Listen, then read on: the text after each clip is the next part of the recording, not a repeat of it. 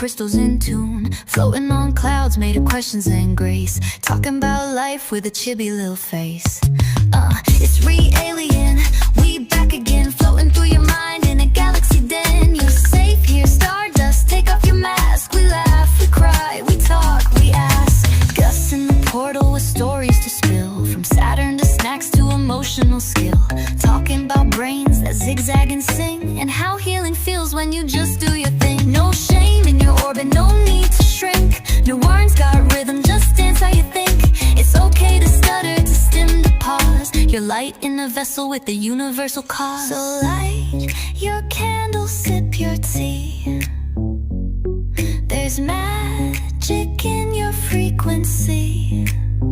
We are the question, we are the spark, we are the cosmos, healing in the dark.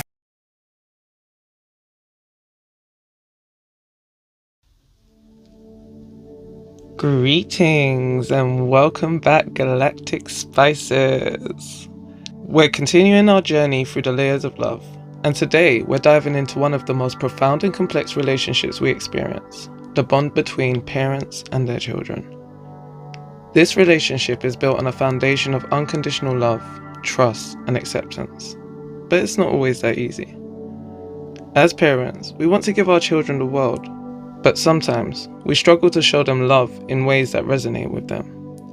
As children, we crave our parents' love and approval, but we may not always receive it the way we need. As we navigate this intricate dynamic, it's essential to acknowledge that our experience as children shape our understanding of love and relationships. The way our parents loved us, or didn't, can influence our self-worth, attachment styles, and ability to form healthy relationships. So let's take a moment to reflect on our own childhood experiences. What were some of the limiting beliefs we formed about ourselves and our worthiness of love? How did our parents' behavior impact our sense of security and self-love? Perhaps we grew up with messages that we weren't good enough, smart enough, or lovable enough. Maybe we felt like we had to earn our parents' love and approval, or that we were a burden to them. These experiences can leave deep scars and affect our ability to love ourselves and others fully, but it's never too late to heal and rewire our minds. As we explore the complexities of parent-child love, let's also examine the cycles we often repeat. We might find ourselves mirroring our parents' behaviors, both positive and negative, without even realizing it. These cycles can be rooted in trauma, cultural norms, or simply the way we were raised. But here's the thing. We have the power to break these cycles or perpetuate them. When we recognize these patterns, we can choose to do things differently for the sake of our children and ourselves. So how do we recognize these cycles? What are some signs that we're repeating patterns that we didn't even realize we were imitating? Maybe we're overly critical, just like our parents were. Maybe we're struggling to set boundaries or assert our needs. By acknowledging these patterns, we can begin to heal and create a different narrative for ourselves and our children. In this episode, we'll explore the intricacies of parent-child love, discussing how to cultivate a deeper understanding, empathy, and connection with our loved ones. We'll examine the challenges and opportunities that come with parenting and being parented, and we'll share stories, insights, and practical tips for nurturing a more loving and supportive relationship. We'll also delve into the importance of acknowledging and healing from past traumas and how to break free from limiting beliefs that hold us back. As we journey through this conversation, I invite you to join me in exploring the complexities of parent-child love. Let's get real, let's get vulnerable, and let's explore the beautiful, messy, and transformative world of parent-child love. We'll discuss how to recognize and challenge limiting beliefs that impact our relationships, practice self-love and self-acceptance as a foundation for healthy relationships, develop empathy and understanding to our parent-child relationships, heal from past traumas and wounds, cultivate a growth mindset and foster a sense of curiosity and wonder in our relationships, and identify and break cycles that no longer serve us, creating a new narrative for ourselves and our children. By exploring these topics, we can gain a deeper understanding of ourselves and our loved ones. We can learn to communicate more effectively, set healthy boundaries, and nurture more loving and supportive relationships. So let's embark on this journey together, shall we? Let's dive into the depths of parent-child love and discover the transformative power of unconditional love and acceptance. I want to take a moment to acknowledge that this conversation may be particularly challenging for some of you. Maybe you're grieving the loss of a parent or a child, and the pain feels overwhelming. Perhaps you're struggling with feelings of guilt, shame, or regret related to your relationship with your parents or children. Maybe you've experienced trauma or abuse and the wounds still feel raw. I see you, I'm here with you, and I want you to know that you are not alone. I too have walked the path of loss and grief. I've lost both my parents and 2 of my sons, and it's been a journey to navigate the complexities of love and loss. But despite the pain, I've felt a deep sense of connection to them, and I know that they're still with me in spirit. In fact, my experiences with my mother have taught me the importance of forgiveness and understanding. She struggled with addiction, and our relationship was complicated, but now I see her in a different light. Our bond has become stronger than ever, even in death. It's funny, sometimes I feel like we're closer now than we ever were in life, and that's a beautiful thing. My journey has also taught me the importance of breaking cycles and creating a new narrative for myself. I've chosen not to drink alcohol, not as a way to avoid my past, but as a way to take care of myself and create a healthier future. I share my story not to compare experiences, but to let you know that I'm here with you and I understand the depth of your emotions. For those who have lost a loved one, it's natural to wonder how to maintain a connection with their spirit. While everyone's journey is unique, one thing that can be helpful is to focus on the love and memories you shared with your loved one. You can continue to honor their memory by doing things that remind you of them, such as looking at photos, sharing stories with others, listening to their favorite songs, or engaging in activities that were meaningful to them. It's also important to recognize that your loved one's spirit lives on, even if they are no longer physically present. You can continue to communicate with them through prayer, meditation, or simply talking to them in your heart. Remember, the bond of love transcends physical boundaries. For those who have experienced trauma or pain in their relationships, it's crucial to prioritize self-healing. This can involve seeking support from loved ones, therapists, or support groups. It may also involve practicing self-care, self-compassion, and self-love. Remember, healing is a journey, not a destination. It's okay to take things one step at a time, and it's essential to be gentle with yourself as you navigate your emotions. You are worthy of love and care, regardless of your experiences. You are strong, resilient, and capable of healing and growth. Let's take a deep breath together and acknowledge the courage it takes to face our pain and work towards our healing. You are not alone, and there is hope for a brighter and more loving future. Let's take a closer look at the little voice inside our heads that's whispering those limiting beliefs. You know, the one that's telling us you're not good enough, smart enough, or lovable enough. Where did this voice come from anyway? Was it our parents, caregivers, or society that planted these seeds of doubt? Or did we somehow internalize these messages as we navigated the world as children? As we explore these questions, let's consider the inner child within us. This little one is still carrying around the emotional baggage of our childhood experiences. Maybe we were told we weren't good enough, or we needed to be perfect in order to earn love and approval. Maybe we felt unseen, unheard, or unvalidated. These experiences can leave deep scars, and our inner child might still be trying to make sense of them. When we catch ourselves thinking negative thoughts, let's take a step back and ask ourselves, what is my inner child trying to tell me?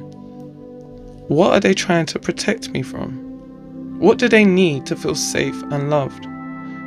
By tuning in to our inner child's needs and fears, we can begin to understand why these limiting beliefs have taken hold. As we work to heal and rewire these old patterns, we can also become more aware of how our own experiences impact our parenting.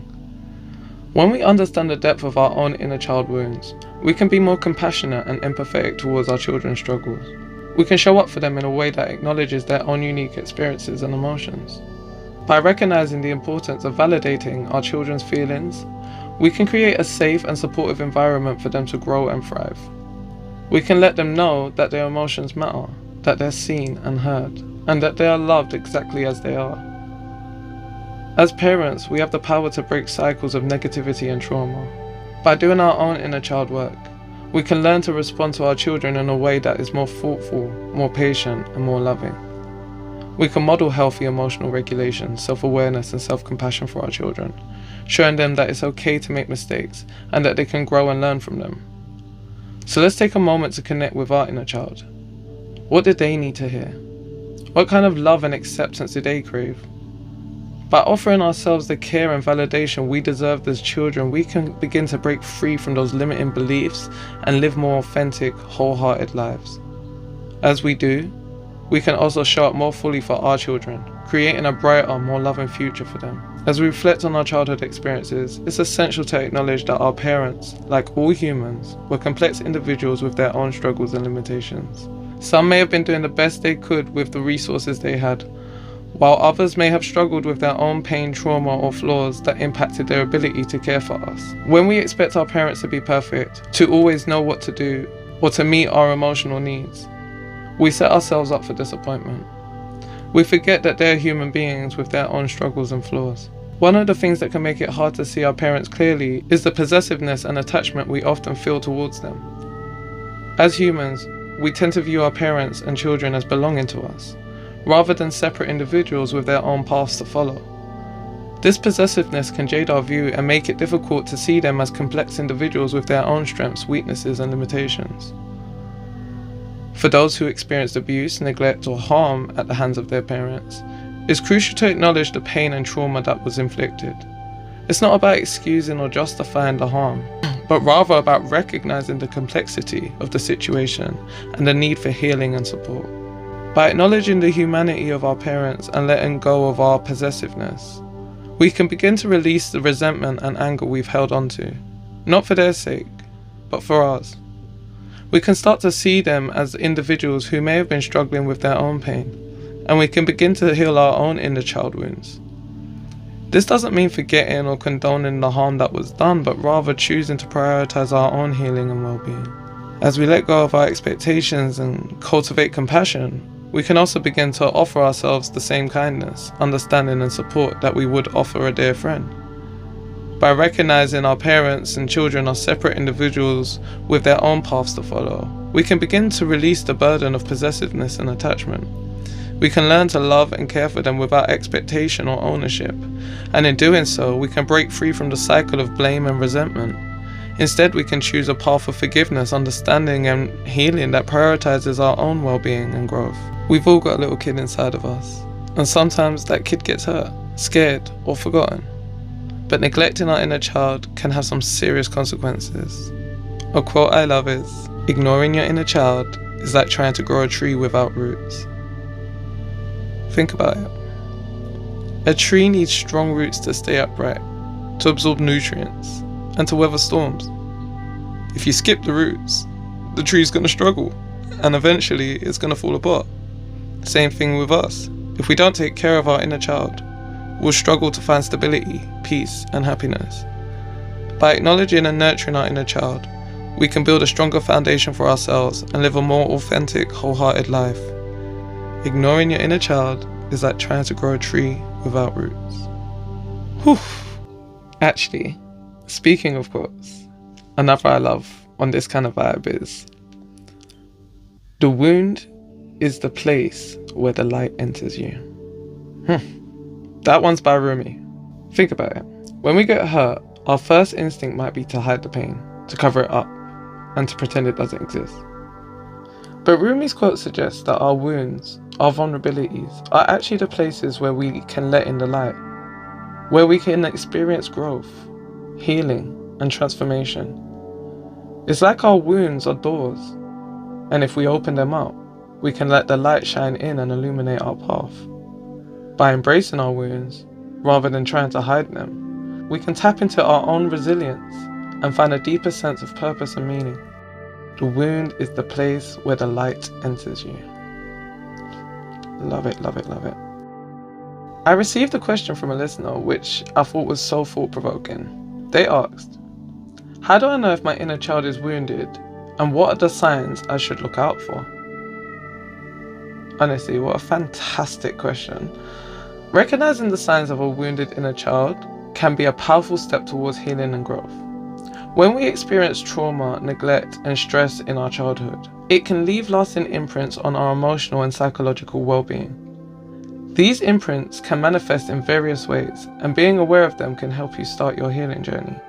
A wounded inner child can lead to emotional reactivity, where we might struggle to regulate our emotions, This can result in intense feelings of anger, sadness, and anxiety in response to triggers or stressors. Our inner child might be trying to protect us or express unmet needs, but it can manifest as overreacting or impulsivity. For example, you might find yourself lashing out on a loved one or becoming overwhelmed by small setbacks. By acknowledging and working with these emotional reactions, you can start to develop more effective coping strategies and improve your relationships. Additionally, a wounded inner child can lead to negative self-talk and self-doubt. This might be a result of internalized criticism or messages from our past that we're not good enough or worthy of love. Our inner child might be trying to prepare us for potential rejection or disappointment by criticizing us first. You might notice that you're overly critical of yourself or that you're plagued by feelings of inadequacy. By recognizing and challenging these patterns, you can start to develop a more compassionate and supportive relationship with yourself. Difficulty with boundaries is another common sign of a wounded inner child. When our inner child is wounded, we might struggle to assert our needs and set healthy boundaries with others. This can stem from a fear of rejection, abandonment, or conflict. Our inner child might be trying to people please or avoid conflict at all costs, even if it means sacrificing our own needs and desires. You might find yourself overcommitting, saying yes to things you don't want to do, or feeling resentful of others' demands. By learning to set healthy boundaries, you can start to prioritize your own needs and develop more fulfilling relationships. A wounded inner child can also lead to deep-seated fears of abandonment or rejection. This might be rooted in past experiences of neglect, abandonment, or inconsistent love and care. Our inner child might be constantly on the lookout for potential threats or signs of rejection, leading to anxiety and insecurity in relationships. You might find yourself clinging to relationships, becoming overly attached, or feeling panicked when your partner or loved one is unavailable. By acknowledging and working with these fears, you can start to develop more secure and trusting relationships. And furthermore, people-pleasing can be a coping mechanism for the wounded inner child. When our inner child is wounded, we might prioritize others' needs over our own in an attempt to gain love, approval, or validation. Our inner child might believe that if we can be just good enough or please others enough, we'll be loved and accepted. You might find yourself constantly seeking validation from others, sacrificing your own needs and desires, and feeling drained and resentful. If any of these patterns sound familiar, and you're struggling with the signs of a wounded inner child, I want to guide you back to our first series, The Recipe for Happiness. Specifically, I think episodes 1, 2, and 3 might be particularly helpful in supporting you on your journey. In episode 1, Forgiveness, we explored the importance of letting go of past hurts and forgiving ourselves and others. This can be a powerful step in healing our inner child and releasing emotional burdens. Episode 2, Acceptance, can also be beneficial in helping you develop a more compassionate relationship with yourself. By practicing acceptance, you can learn to acknowledge and validate your emotions rather than trying to suppress or deny them. And finally, episode 3, Gratitude, can definitely help you shift your focus to the more positive aspects of your life and cultivate a more optimistic outlook. These episodes can provide you with valuable tools and insights to support you on your journey towards healing and developing a more compassionate relationship with yourself. By creating self-love and self-acceptance, you can have a profound impact on your relationships with everyone around you, including your parents and your children. When you prioritize your own healing and growth, you're more likely to break patterns of negative self-talk and behavior that has been passed down through generations. You'll show up more fully and authentically in your relationships, model healthy self-care and self-love for your children, and develop more empathy and understanding for your parents and their own struggles. This, in turn, can create a more compassionate and loving environment in all your relationships. With that in mind, let's do some affirmations to help you cultivate a more compassionate and loving relationship with your inner child. Repeat these affirmations with me. Take your favorites to use regularly and feel free to modify them to suit your personal needs. 1. I am enough exactly as I am, and I celebrate my unique strengths and qualities.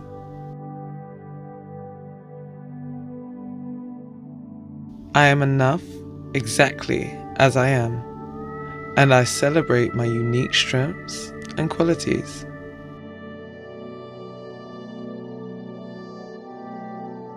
2. My inner child is worthy of love, care, and compassion. My inner child is worthy of love, care, and compassion. 3. I trust myself to make decisions that nourish my mind, body, and soul.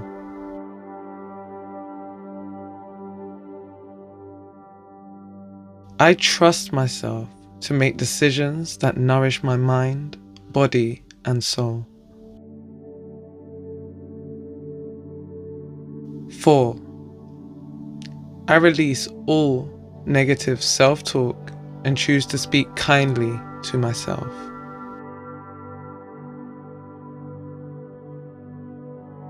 I release all negative self-talk and choose to speak kindly to myself. 5. I let go of the expectations and views my parents had of me, and I choose to forge my own path. I let go of the expectations and views my parents had of me, and I choose to forge my own path.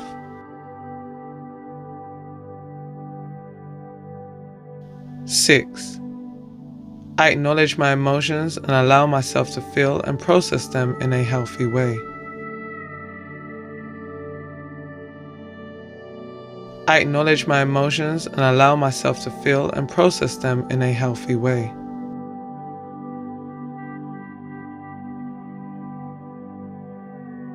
7. I release my need to control and possess my children, and I trust them to grow and thrive on their own. I release my need to control and possess my children, and I trust them to grow and thrive on their own.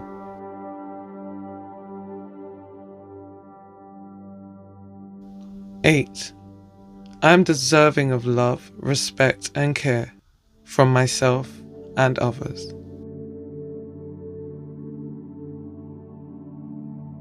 I am deserving of love, respect, and care from myself and others. 9. I have created a safe and nurturing environment for my inner child where I am loved, supported, and valued.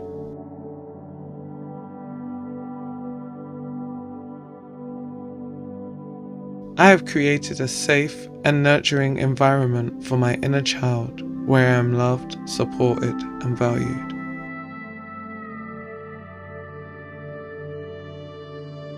And 10.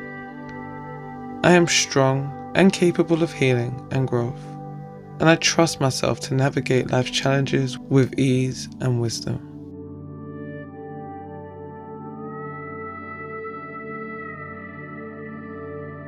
I am strong and capable of healing and growth, and I trust myself to navigate life's challenges with ease and wisdom. Take a moment to just feel those affirmations. Repeat these affirmations to yourself regularly, especially when you're feeling stressed or uncertain. Remember, affirmations are most effective when they're personalized and spoken in the present tense, as if the desired outcome has already occurred. Feel free to come up with your own affirmations that resonate with you, and don't hesitate to reach out if you need further support or guidance. It's story time! Get cozy and listen up. This is a story about a girl named Sophia. Sophia's childhood was marked by emotional turmoil. Her parents, though well-intentioned, struggled with their own unresolved trauma and emotional pain. They often lashed out at Sophia, criticizing her harshly and making her feel like she was never good enough. One of the most painful realities Sophia came to understand was that her parents hadn't prioritized healing their own inner children. They hadn't worked through their own childhood wounds, and as a result, they unintentionally passed down their trauma to Sophia. These experiences left Sophia with deep-seated wounds, including a profound sense of shame and self-doubt. As she grew older, Sophia found herself people-pleasing and seeking validation from others in an attempt to fill a void left by her childhood. She often felt like she was living according to other people's expectations, rather than her own desires and dreams. Her relationships were complicated, and she struggled to set healthy boundaries. But Sophia was determined to break free from these patterns. She began therapy, practiced self-care, and learned to recognize and challenge her negative self-talk. She started to cultivate a more compassionate relationship with her inner child, acknowledging her emotions and allowing herself to feel and process them in a healthy way. The journey was grueling. There were times when Sophia felt like she was drowning in her emotions, and she struggled to stay afloat. But she persisted, and slowly, she started to notice changes. She became more confident, authentic in her interactions, and her relationships began to shift. She learned to see her parents as flawed individuals who had done the best they could with the resources they had, and she developed more empathy for their struggles. As a parent herself, Sophia was acutely aware of the impact her own unresolved emotional wounds have had on her daughter. She was determined to break the cycles of trauma and pain that had been passed down through generations. Sophia worked hard to create a safe and nurturing environment for her daughter, one that encouraged her unique strengths and qualities. She learned to let go of her need to control and possess her daughter, trusting her to grow and thrive on her own. Years went by, and Sophia watched her daughter grow into a confident, self-assured young woman. Sophia's daughter knew that she was loved and valued, and she grew up with a sense of freedom, self-expression that Sophia had never known in her childhood. Sophia saw her daughter make choices that were true to herself, without the burden of people-pleasing or seeking validation from others. In that moment, Sophia knew that the cycle had been broken. She saw the fruit of her labor, and it made all her struggles worth it. Sophia's journey was one of gradual growth and self-discovery. She had faced her demons and worked hard to heal. And in the end, she had created a brighter future for herself and her daughter. Sophia's story is a testament to her power of healing and growth. It's a reminder that we can break free from our patterns of the past and create a more loving and compassionate world for ourselves and our loved ones. With effort, support, and self-compassion, we can create a legacy of love, freedom, and self-expression that can be passed down through the generations. Ashe, ashe, ashe. I've got another amazing question sent in from a listener, which as usual, I will answer in the many ways the answers came to me. But of course, starting with the question. What are some practical steps I can take to start healing my inner child? Let's get into it, right? Healing your inner child is a journey that takes some work, but it's so worth it. To start, you've got to acknowledge your inner child and recognize the part of you that's still carrying around the old wounds and the pain. Being honest with yourself about what you've been through and how it's affected you can be a powerful way to begin offering your inner child reassurance and safety. By doing so, you're letting them know that you are there to protect and care for them. This process of acknowledgement naturally leads to self-reflection, which is again crucial for understanding what's going on inside and how to start healing. Journaling, meditation, or talking to a therapist can be great tools to help you tap into your feelings and needs. As you explore your thoughts and emotions, your inner child can start to feel seen and heard, allowing them to feel more secure and understood. Reparenting yourself becomes an essential part of the process. This means being kind and compassionate towards yourself like a good parent would be. One way to practice this is by carrying an old childhood photo of yourself and talking to that little one, sharing kind words and offering the love and support you needed back then. By telling your inner child that they are safe, loved, and deserving of care and attention, you make a deeper connection with them and provide the care and nurturing they deserve. Taking care of your physical and emotional needs is also vital. When you prioritize your own needs, you can start to feel more grounded and confident, which can help your inner child feel more secure and free to explore and express themselves. Simple things like getting enough sleep, eating well, exercising, or doing things that bring you joy can make a big difference. Setting boundaries with others is another important aspect of healing your inner child. By learning to say no and prioritizing your own needs, you can protect yourself from further harm and create a safer environment for yourself and your inner child. This can be a powerful way to show your inner child that they are worthy of respect and protection. Surrounding yourself with supportive people can also have a profound impact. When you're around people who understand and validate your experiences, your inner child can start to feel more at ease and less alone. With support around you, your inner child can begin to feel more confident and free to be themselves. Practicing self-compassion, creative expression, and mindfulness can also be incredibly helpful. By being kind to yourself, tapping into your emotions through creative expression, and staying present and centered through mindfulness, you can help your inner child feel more calm, safe, and reassured. Healing your inner child takes time and effort, but it's worth it. Be gentle with yourself and celebrate small victories along the way. With patience and support, you can develop a more loving and compassionate relationship with yourself, allowing your inner child to feel safe, free, and loved. Some additional resources that might be helpful include guided meditations, journaling prompts, or creative therapies like art or music. Support groups or online communities can also provide a sense of connection and understanding. Sometimes it's as simple as having your own turn on the swing, jumping on the swing, going down the slide, having build a sandcastle, do something that just extends something the little you would have loved to have done. Dress up for no reason, get into it. Thank you so much for your questions, tribe. Keep them coming. Now, speaking of journal prompts, I've got some to help you explore and heal your parent-child relationships. As you know, journaling is a powerful tool for self-reflection, growth, and healing. By putting your thoughts and feelings down on paper, you can gain clarity, process your emotions, and develop a deeper understanding of yourself and your relationships. Journaling can be especially helpful for working through complex emotions and experiences, and can be a safe and private way to express yourself.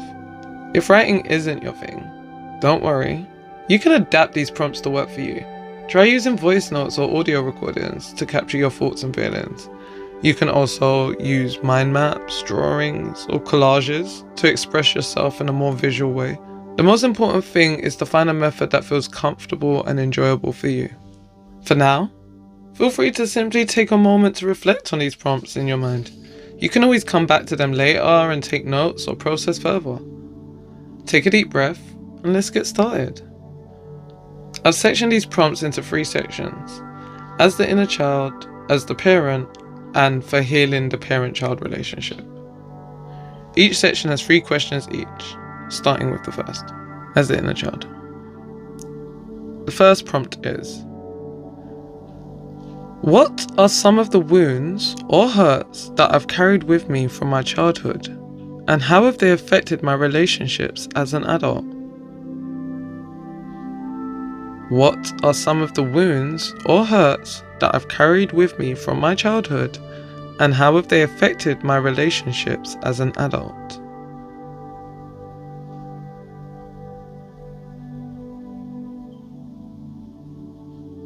The second prompt is: write a letter to your inner child, offering them love, support, and validation. What would you say to them? Write a letter to your inner child, offering them love, support, and validation. What would you say to them?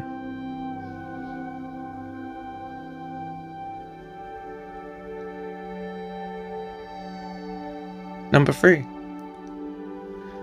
What are some self-care practices that can help me feel safe and nurtured? And how can I prioritize them in my daily life? What are some self-care practices that can help me feel safe and nurtured? And how can I prioritize them in my daily life?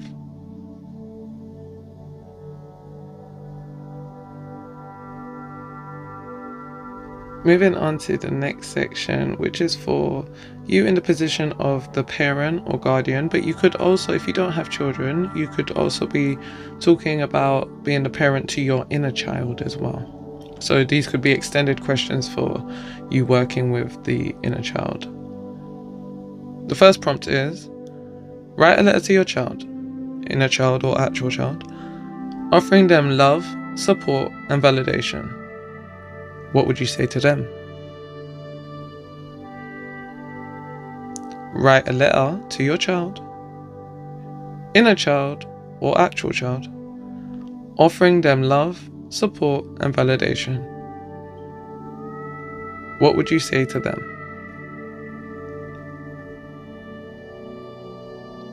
Second prompt. What are some areas where I may have fallen short, and how can I work on healing and growth in those areas? What are some areas where I may have fallen short, and how can I work on healing and growth in those areas? Again, this is from a parent's perspective, and you may be looking as the parent to your inner child now. And for the third and final question of this segment, what are some self-care practices that can help me feel more grounded and capable as a parent or caregiver, and how can I prioritize them in my daily life? What are some self-care practices that can help me feel more grounded and capable as a parent or caregiver, and how can I prioritize them in my daily life?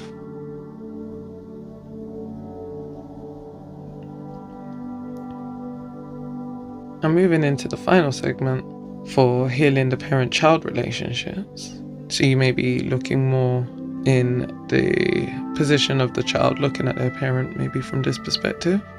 The first one is, what are some patterns or dynamics that have been passed down through generations in my family, and how can I work on breaking or healing those patterns? What are some patterns or dynamics that have been passed down through generations in my family, and how can I work on breaking or healing those patterns?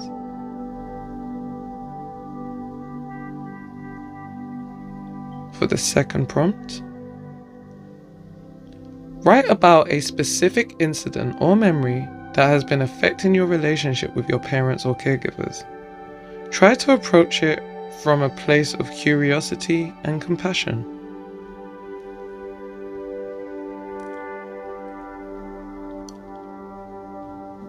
Write about a specific incident or memory that has been affecting your relationship with your parents or caregivers.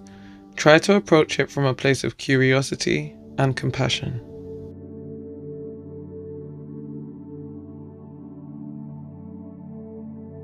And for the third prompt, reflect on what you feel you need from your parents or caregivers in terms of apology, acknowledgement, or healing. How can you communicate those needs in a way that feels safe and respectful? Reflect on what you feel you need from your parents or caregivers in terms of apology, acknowledgement, or healing. How can you communicate those needs in a way that feels safe and respectful?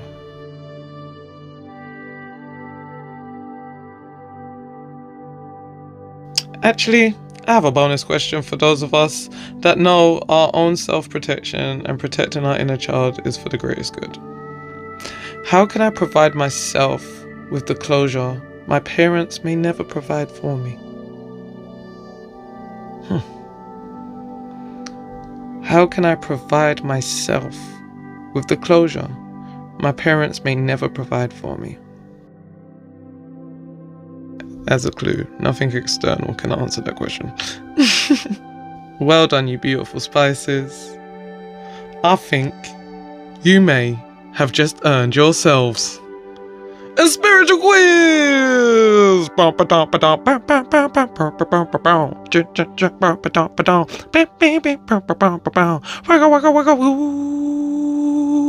Hello! Welcome to the spiritual quiz.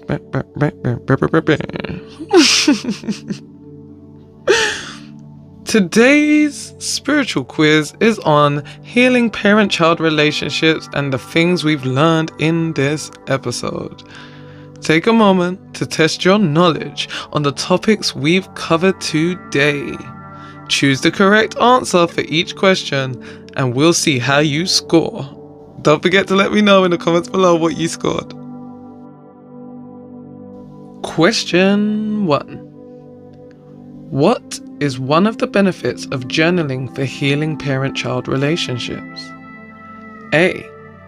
It helps you forget painful memories. B. It allows you to process complex emotions and gain clarity. C. It makes you more critical of yourself. Or D. It has no impact on relationships. A, B, C, or D. What do you think it could be? Question 2. What is an important aspect of reparenting yourself? A. Being harshly critical of yourself. B. Ignoring your inner child needs. C. Offering yourself love, support, and validation. Or D. Only focusing on your flaws.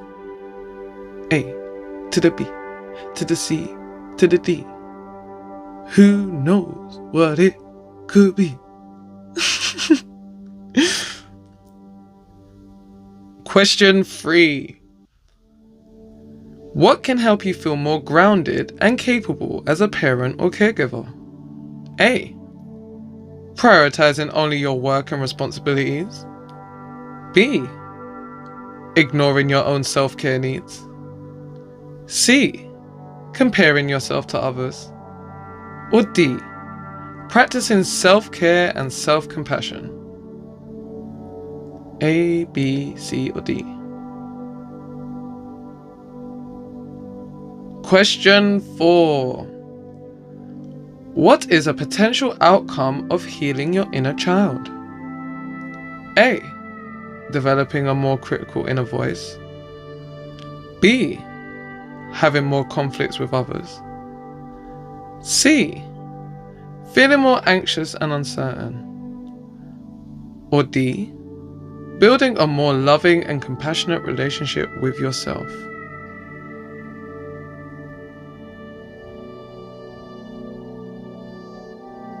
Finally, for question 5. How can you adapt journaling to work for you if writing isn't your thing? A. By forcing yourself to write extensively. B. By only using digital tools. C. By avoiding reflection and self-expression. Or D. By using voice notes, audio recordings, or visual methods.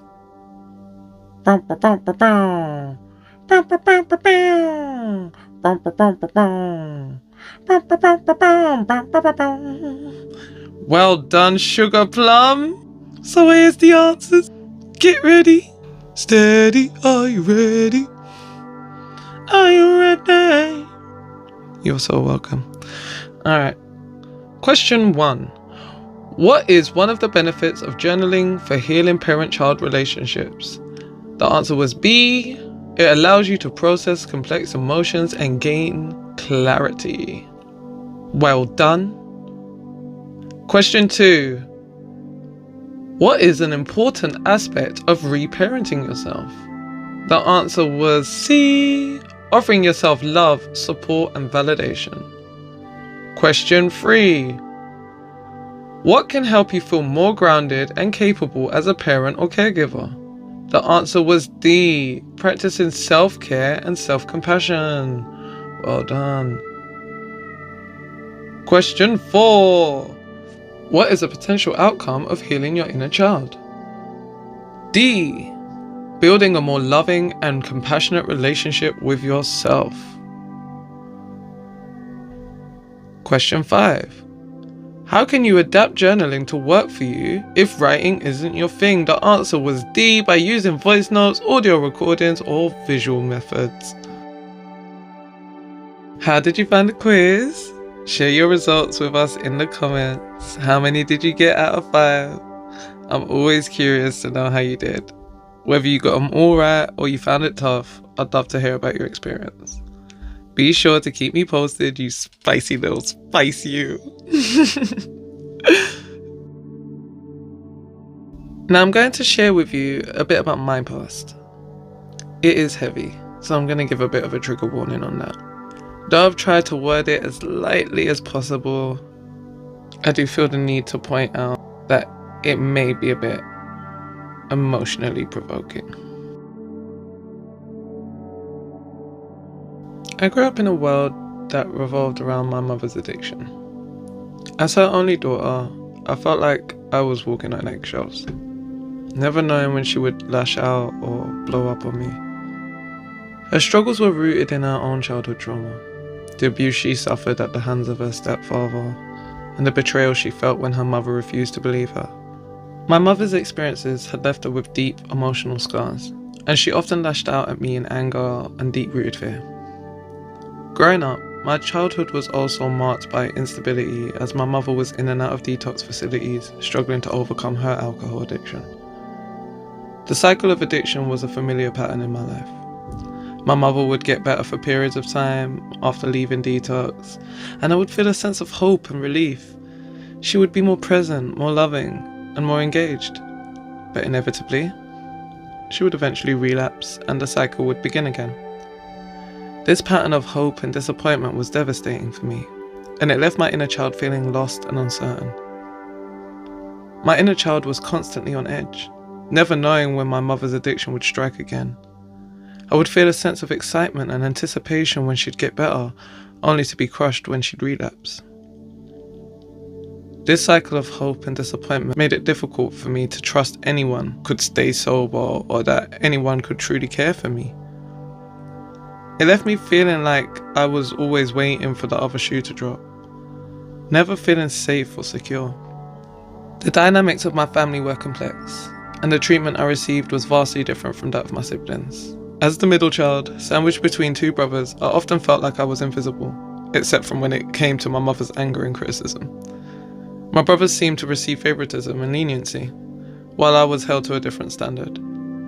The disparity in treatment was stark, and it made me feel like I was somehow less worthy of love and respect. The words my parents spoke to me became my internal voice, shaping how I viewed myself and the world around me. My mother's destructive comments in particular had a lasting impact. She would often call me ugly, stupid, dirty, and worthless, telling me that I would never amount to anything and that I was the reason for her pain. These words became a toxic narrative that played on repeat in my mind, eroding my self-worth and confidence.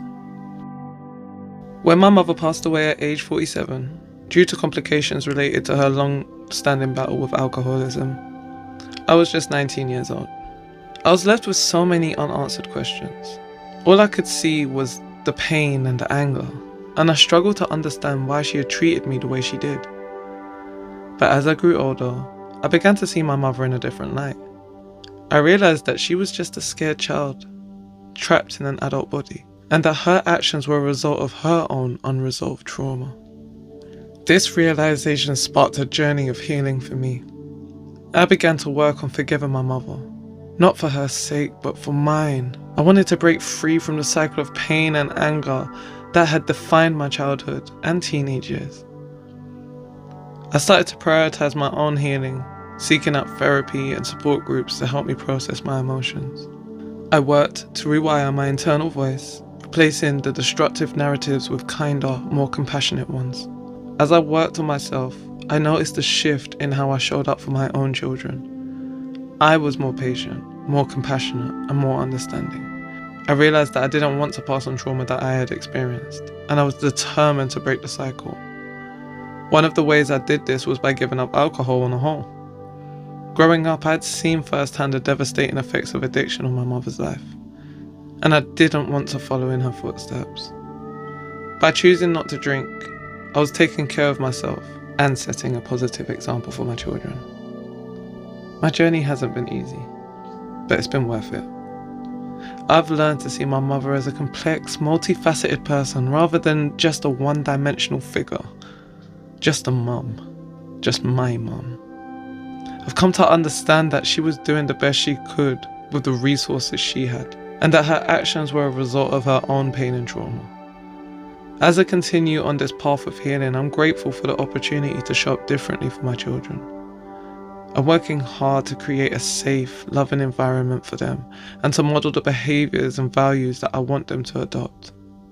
It's a journey, not a destination, and I'm committed to doing the work necessary to create a brighter future for myself and my family. And I will be forever grateful to my mother for showing me what cycles needed to end. Thank you for listening to a part of my story. My mother wasn't just the pain she caused me. She's also the reason I can cook, and why I have such impeccable, that's the word. I think I was gonna mix impeccable and immaculate there. Impeccable style and wit. No, my mother was loved by all, and she had a very beautiful nature and giving nature to her as well. I was just the one who experienced the demons the most. However, all is forgiven. I'm grateful for the experiences that I had, for they've shaped me to be who I am today. And to know what that pain and other types of pain can feel like, so I can be more direct and intentional in the work that I do. As we reflect on the complexities of healing and growth, it's clear to see that healing is possible. Through seeking support, self-reflection, and prioritizing our own well-being, we can work towards forgiveness and break free from cycles of pain and anger. By recognizing the impact of past experiences, we can take steps to create a different future for ourselves and our loved ones. Breaking the cycle of trauma and pain is key to creating a brighter future. Self-awareness and self-care are essential components of this process. By acknowledging the effects of our past experiences, we can prioritize our own healing and well-being. This journey may not be easy, but it can be incredibly rewarding. As we grow and learn, we may come to see our loved ones in a new light. Developing a more compassionate understanding of others' struggles and experiences can be a powerful catalyst for healing. By embracing this understanding and compassion, we can let go of anger and resentment, and instead show up more fully for ourselves and those around us. Before we wrap up today's episode, I'd like to share some insights on how inner child wounds can impact your chakras and manifest in your life. Understanding this connection can be a powerful step towards healing and growth. The chakras are energy centers within our bodies that influence various aspects of our well-being, from physical health to emotional and spiritual balance. When we experience trauma or wounds in our childhood, we can affect the development and balance of our chakras. Let's explore how inner child wounds might impact each chakra and how that might show up in your life. Starting with the first chakra, which is at the base of your spine and glows in a bright red, we are going to the root chakra. Now, inner child wounds related to safety, security, and abandonment can affect the root chakra, leading to feelings of instability, fear, or disconnection from one's body and surroundings. Moving into the second chakra point, which is the sacral chakra. This glows in a orange. This is just below the belly button, and for women, this is your womb area. Wounds related to creativity, emotions, and relationships can impact the sacral area, potentially causing emotional numbness, creative blocks, or difficulties in forming healthy relationships. So if you had something that's traumatic for you in regards to your creativity, expressing your emotions, or a relationship, that could even be your parents, your siblings, whoever, from your childhood, it could be showing up in your sacral. Moving up into your solar plexus. Now this is bright yellow. This is your personal little ball of sunshine. This is in the center of your torso. This is the solar plexus chakra. Now, for this one, inner child wounds related to self-esteem, confidence, and personal power can affect the solar plexus chakra, leading to self-doubt, low self-esteem, and people-pleasing behaviors. So if you have a trauma or a wound from your childhood that was related around your self-esteem, your confidence, or you using your confidence, then yeah, this blockage could be showing up in your solar plexus for you. We're going to move up to number 4, which is green in color. This is the heart chakra. This is in the center of your chest. Wounds related to love, connection, emotional pain, all of these can affect the heart chakra, potentially causing emotional numbness, difficulty forming intimate relationships, and holding on to past hurts. This is where we tend to hold on a lot of our grief, or not really struggle to let go in the heart space. Moving up into the throat chakra, into the center of the throat. This is your 5th chakra point. This is light blue in color. This is going to be inner child wounds related to self-expression, communication, and authenticity. All of those can affect your throat chakra, leading to difficulties with assertiveness, self-expression, or speaking one's truth. Moving up into the 3rd eye. This is indigo in color, deep blue, purple tones. 3rd eye chakra. This is going to be wounds related to your intuition, perception, and inner wisdom, potentially causing disconnection from one's intuition or inner guidance. And moving up into the crown, which sits above your head, and you can make this any color you like, but a lot of people do use the color white and also purples. Inner child wounds related to spiritual connection, purpose, and meaning can affect the crown chakra, leading to feelings of disconnection from one's higher self or a sense of purposelessness. This is one that would really disconnect you from your angels and ancestors and your guides as well. Healing inner child wounds can involve working with the chakras to restore balance, promote self-awareness, and foster emotional and psychological well-being. This can be achieved through various practices, such as meditation, energy healing, or therapy. I will be releasing a meditation video guiding you through these chakra points, helping you connect to each of those wounds along the way. Give them the attention and care that they need. So there will be a video following this, which will be out before Wednesday for this. This will be out on Friday, and then the meditation will be out before Wednesday. That's always the timeline at the moment. So we will do that. Now, guys, it's that time. Thank you so much for being here with me. I'm so grateful for the opportunity to share this journey with you. Remember, healing is a journey, not a destination. Thank you for choosing to prioritize your own healing and growth. When you heal, you create a ripple effect of love and positivity into the world. When you heal yourself, you heal the world. I know you said that with me that time. I know you heard it enough times that you're now saying it with me. I know you're saying it with me. I heard you. I felt that in advance. I'm already feeling you. That's why I was smiling by the time I said it. Anyway. If you said it, let me know in the comments. If you joined me in that moment, let me know in the comments. Just say, I said it. Nothing else. Just, I said it. In the permanent comments, okay? Because I know my live chat babies, I love the engagement in the live chat. I do. It is so fun. It is so fun. But guys, I do need you to comment on the post as well. Thank you. Thank you. If you'd like to share your thoughts or reflections from our conversation, please leave that comment below.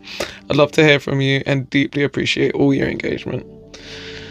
My spices, I can't wait to speak to you again. I'm loving this topic. Let me know what you're feeling, how you're feeling around this topic. Now, today was a deep one. Today was a deep one, and I hope you guys have fought the good fight. I love you all so much.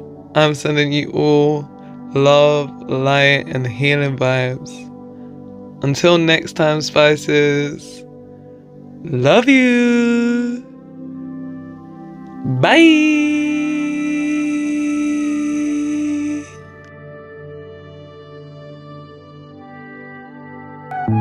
Yeah, re-alien. The vibe is lit on the moon with the mic and a healing kit. Alien core with the firm talk.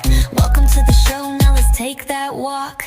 Yeah, re-alien, the vibe is lit on the moon with the mic and a healing kit. Alien core with the firm talk.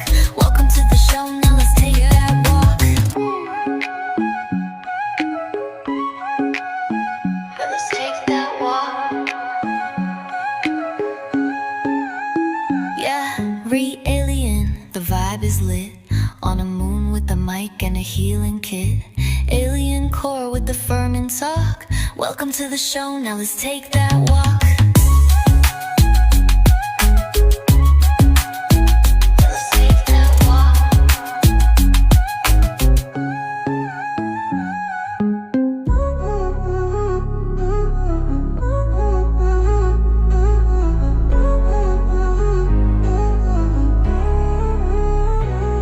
Yeah, re-alien, the vibe is lit on a moon with the mic and a healing kit. Alien core with the firm and talk. Welcome to the show, now let's take that walk.